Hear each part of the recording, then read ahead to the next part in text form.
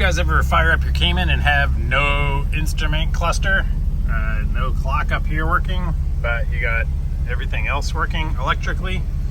Well, I think I found the answer.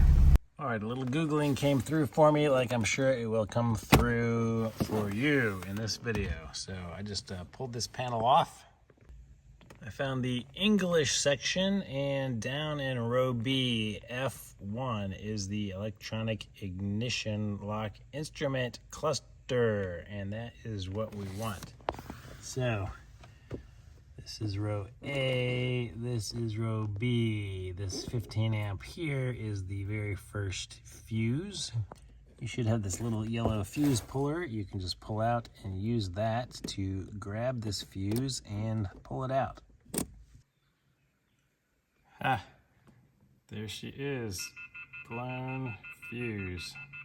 Sadly, somehow, I don't seem to have spare fuses in my garage, so we're gonna run over to the auto parts store and fix that. It is really weird driving with no instrument cluster lights.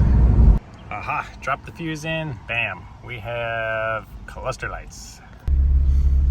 All right, I'm just reading my codes here after my fuse died, so probably explains maybe cruise control, lost communication with instrument cluster, obviously. This one is interesting, fuel level sensor, no signal, so this is possibly related to the other stuff I've been messing around with. Yeah, no signal to the communication gateway, makes sense. And here I got my rich bank sensors still happening again.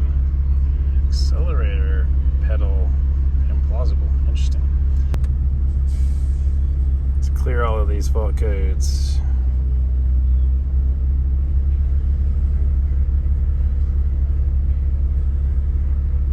Alright, we're gone.